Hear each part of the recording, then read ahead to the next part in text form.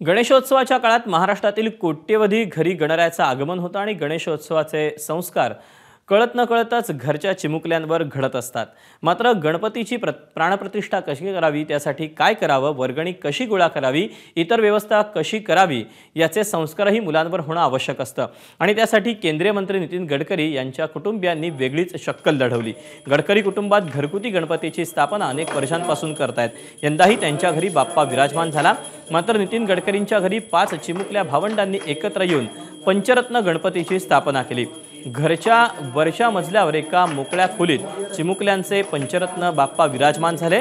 5ही भावंडांनी एकत्र येऊन त्यासाठी वर्गणी गोळा केली, बाजारात जाऊन मूर्ती पसंत केली, आवश्यक साफसफाई करून सजावट केली आणि आज चिमुकल्यांचे बाप्पा विराजमान झाले।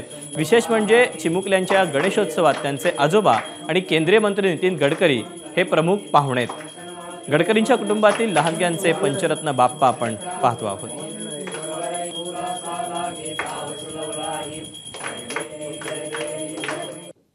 ॲक्च्युअली काय होतं, जो रोजचा आमचा नेहमीचा गणपती असतो त्याची पूजा सगळ्यांना करता येत नाही। निनाद करू शकतो कारण त्याची मौंज झालेली आहे, पण सोहळ्यात पूजा असते आणि मग त्यांना त्यांच्या आवडीचं डेकोरेशन झालं, त्यांच्या आवडीचे पदार्थ झाले, हे सगळं करता येत नाही।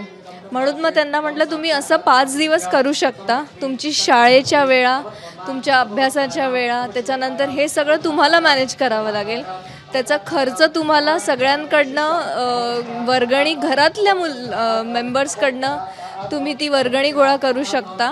संस्कार ते घडावेत हा आशय आहेच, पण त्याच्यामागे त्यांनी एकत्र काम कसं करावं, त्यांना बजेट माहिती आहे। त्यांनी फक्त 500 रुपये वर्गणी गोळा केली आहे प्रत्येकाकडून। एकत्र काम करताना काय काय करावं लागतं, सगळ्यांच्या भावना जाणून घ्यायच्या असतात, भावना जाणून घेऊन कोणालाही न दुखवता सगळं काम करायचं असतं। मला असं वाटतं छोटंसं ट्रेनिंग त्यांना आहे हे त्यांच्या आयुष्यासाठी। काकूंनी आयडिया दिली की माझी अशी म्हणजे एक इच्छा आहे किंवा अशी एक आयडिया सुचली आणि आजी बाजूला उभी होती आणि आजीने नाही म्हणायचा प्रश्नच नाही आहे, कारण की माझे बाबा आणि काकांनी 5 वर्ष गणपती बसवला होता त्यांच्या लहानपणी। त्यामुळे ही काकूने आयडिया दिल्यावरती आजीने पण त्याला सपोर्ट केला। सगळ्यांनी हो म्हटलं आणि आम्ही म्हटलं आपण 5 वर्ष बसवू आणि आमचं ठरलं। आणि पहिली मीटिंग हो, आबांनी म्हटलं की तुम्ही वर्गणी पण नका घेऊ, मी तुम्हाला सगळं देतो। आबांनी पण हो म्हटलं। एबीपी माझा, उघडा डोळे बघा नीट।